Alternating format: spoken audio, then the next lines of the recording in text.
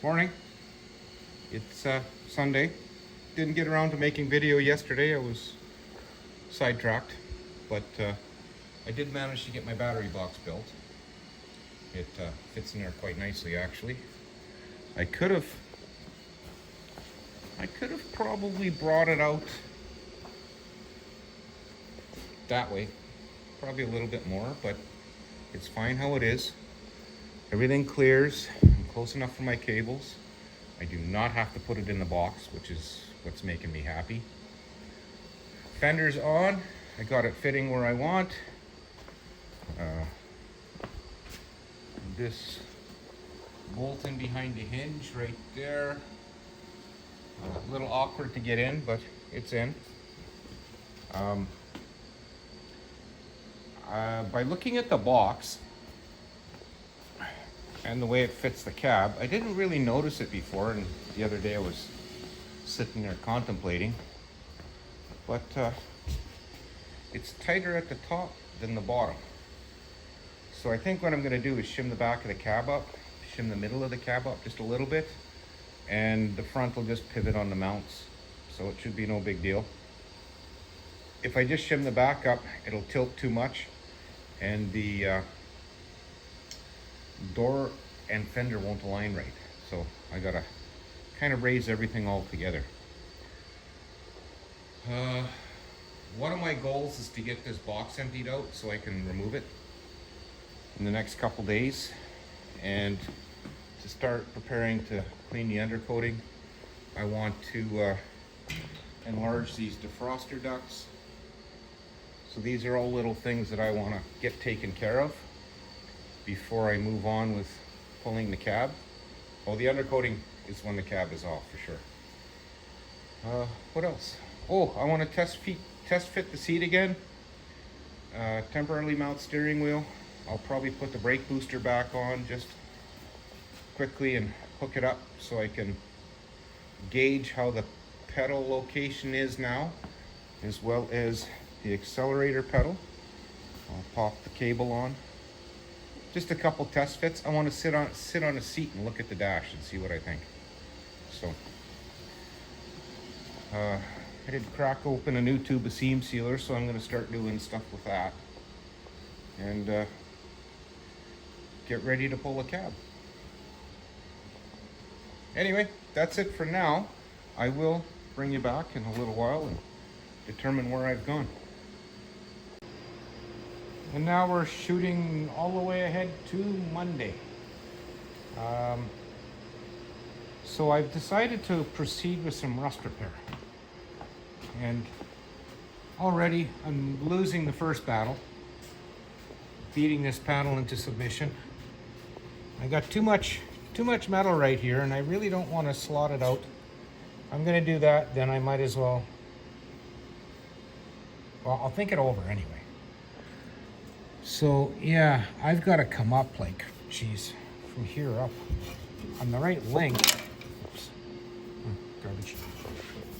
As far as I can tell, but I've totally lost control of what I wanted to do. I got one of the inner panels made that goes back inside of here. That one went nice. I made a hammer form for this one that goes right there, you know, in there. That one turned out good. 18 gauge too. It's a beast to work with. I did manage to get a pretty good profile. Once it's closer, it'll be nice. But this panel's frustrating me. I think I'm going to start over and play slice and dice, because I don't have time. I would have been done it by now if I went slice and dice. So I'm giving up for today. Oh, this is going to be, this will be inside. It's 1x1 square tubing, 1/8 wall. So that'll take some of the floppy out of this. Once I've got this post tied to that post, then I can cut the metal out of here and continue on, because there is a little bit holding it back here. So I don't want to loosen up too much. Really hoping I could succeed with that one, but I've been beating on it and fighting with it I just can't get it to go. And it's not like this metal is not workable. You know, it looks like it wants to, but it isn't. So I'm gonna get to playing tomorrow. I think I need a roll of duct tape. Anyway, on that note, this is like 3 videos combined, or 3 days combined.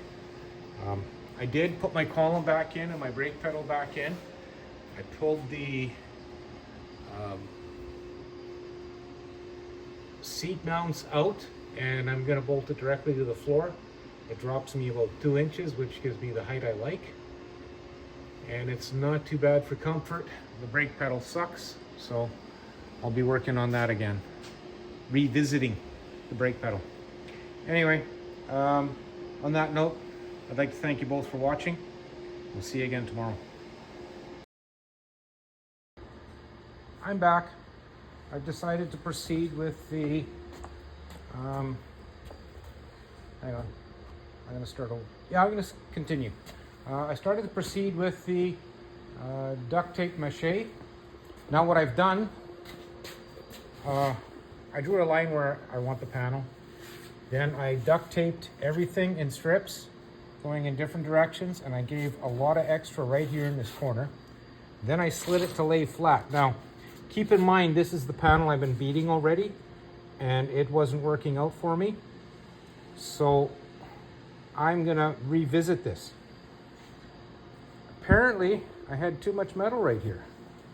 That's what my holdup has been.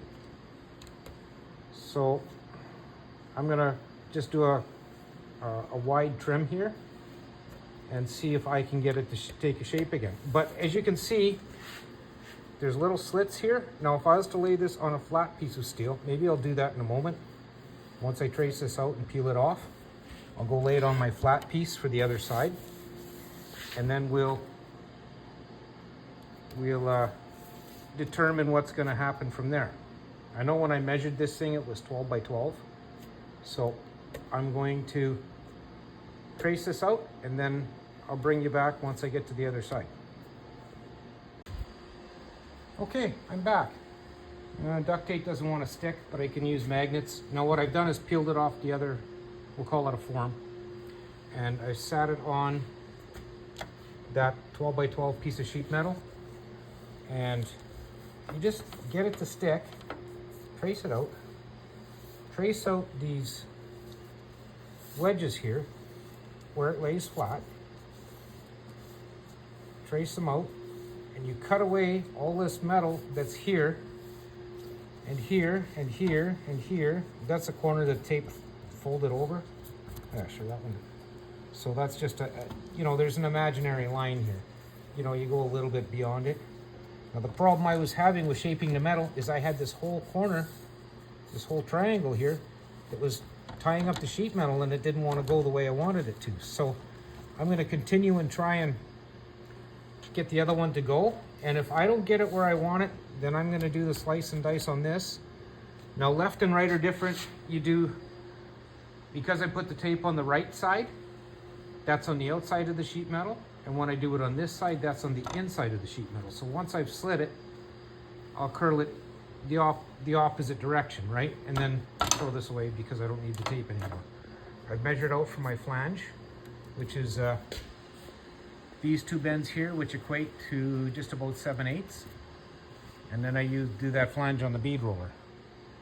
I did that first last time. I'm going to attempt it again the same way because that seemed to kind of work, other than the bottom where it was tearing out the corner, but I think I've got a plan for that. I was over shrinking it, so I'll work on that as I go. That'll be hammer and dolly, I think, to get it to curl. Okay, I'm gonna play with that one a little bit, but it's just about the end of day for me. So we're gonna leave it at that, and then I'll bring you back tomorrow to see where we've gotten with that other panel. Thanks again for watching.